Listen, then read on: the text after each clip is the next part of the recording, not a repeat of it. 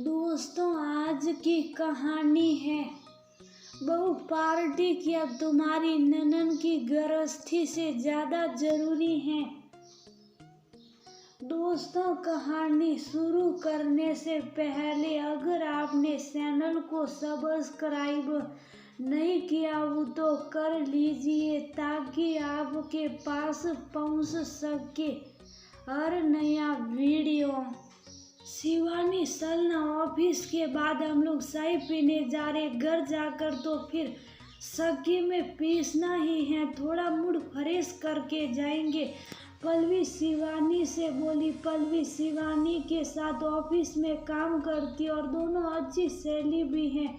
शिवानी बोली, नहीं यार, आज सासू माँ की दवाई खत्म हो गई, मुझे घर लौटते वक्त दवाई लेते हुए जाना है।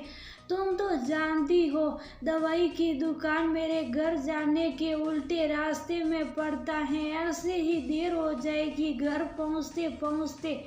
तुम लोग जाओ, मैं नहीं जा पाऊंगी। क्या यार शिवानी, जब भी तुम्हें कहीं जाने कहती हूँ तो कभी पति कभी बच्चे तो कभी सासू माँ का काम रहता है। तुम्हें सारा काम पुराना क्या सिर्फ तुम्हारी जिम्मेदारी है? घर में और भी लोग हैं, उन्हें भी कुछ काम कहो करो। इसी तरह सबके बीच पीसती रहोगी तो अपने लिए कब जियोगी? कुछ समय अपने लिए भी निकाल लिया करो, कभी अपने लिए भी जिया करो। पल्लवी शिवानी को समझाई, अपनों के लिए जीती हूँ तो अपने लिए ही हुआ ना। शिवानी जवाब दिया, अच्छा अब चलती हूँ, मुझे देर हो जाएगी कहकर शिवानी ऑफिस से निकल गई। शिवानी के घर में उसकी 7 साल की बेटी रुई, पति आकाश और सासू माँ नीलम जी हैं। शिवानी परिवार और ऑफिस दोनों ही जगह किसी को कोई शिकायत का मौका नहीं देती, इस वजह से वह अपने लिए जरा भी वक्त नहीं निकाल पाती।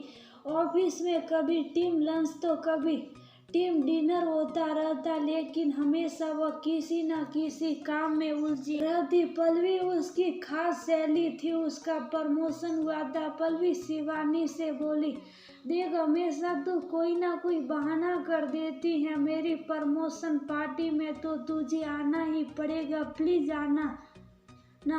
पल्लवी जिद करते हुए बोली। शिवानी भी अपनी खास सहेली की खुशियों का हिस्सा बनना चाहती थी। घर में नीलम जी और आकाश को कह दी कि आज मेरी सहेली की प्रमोशन पार्टी है तो मुझे जाना होगा, बड़े प्यार से बुलाई है, नहीं जाऊंगी तो उसे बहुत बुरा लगेगा। नीलम जी बोली, तुम तो ऐसे बोल रही हो जैसे हमने तुम्हें जबरदस्ती रोक रखा है, घर का काम पूरा करके जहाँ जाना है जाओ। आकाश भी बोला, ठीक है लेकिन ज्यादा रात मत करना।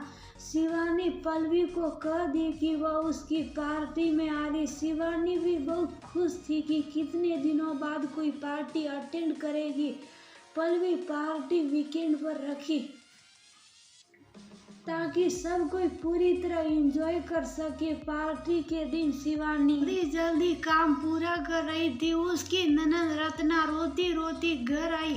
सभी को देख आलसी हुआ, क्या हो गया जो रत्ना रोते रोते घर आई है? नीलम जी रत्ना को गले लगाकर बोली, क्या हुआ मेरी बच्ची, तू रो क्यों रही है? रत्ना बताई कि उसके पति से झगड़ा हो गया और वो गुस्से में मायके आ गई। नीलम जी बोली, तो तू रो क्यों रही है? हम लोग मर गए हैं क्या? तुम्हारा जब तक मन करे तू यहाँ आराम से रह, कुछ दिन यहाँ रहेगी, तुम लोगों को खुद ही अकल ठिकाने आ जाएगी।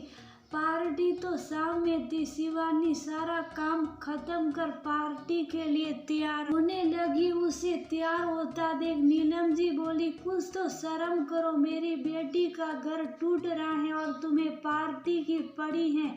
पार्टी क्या तुम्हारी ननन की गृहस्थी से ज्यादा जरूरी है? शिवानी भी सोची कि शायद वो गलत कर रही हैं, उसकी ननन दुखी है तो वह पार्टी कैसे कर सकती हैं।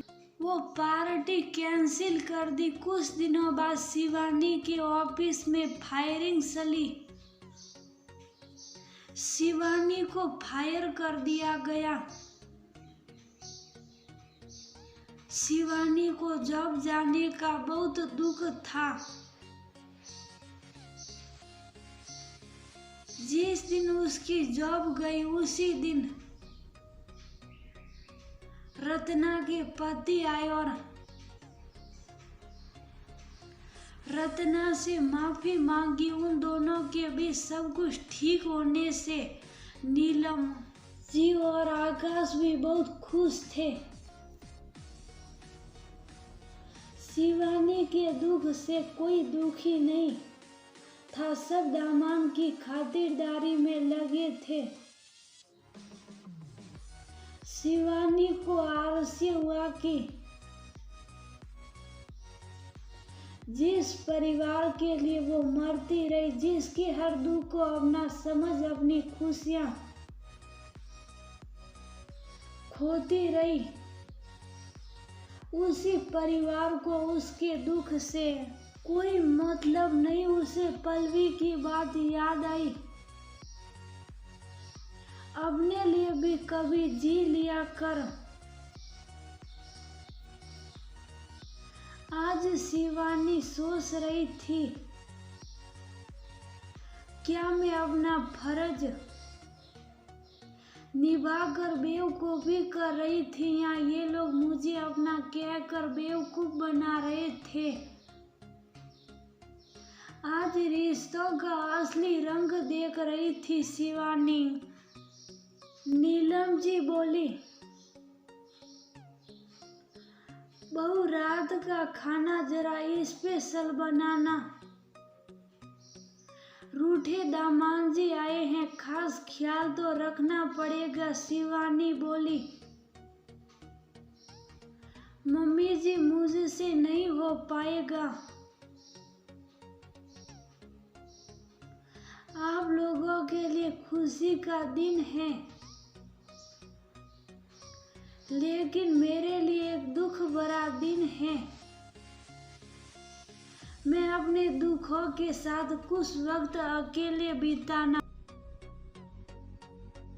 चाहती हूँ, कहकर वह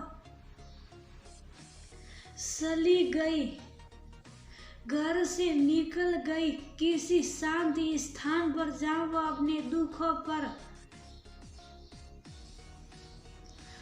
अकेले में आंसू बहा सके। भले ही कोई पोसने वाला ना हो, लेकिन झूठा रिश्ता भी ना हो। कंतेश उस दिन के बाद शिवानी काम करती, लेकिन अपने लिए भी वक्त निकालती। दूसरों के लिए अपनी खुशियाँ कुर्बान करना छोड़ दिया, अब अपने लिए भी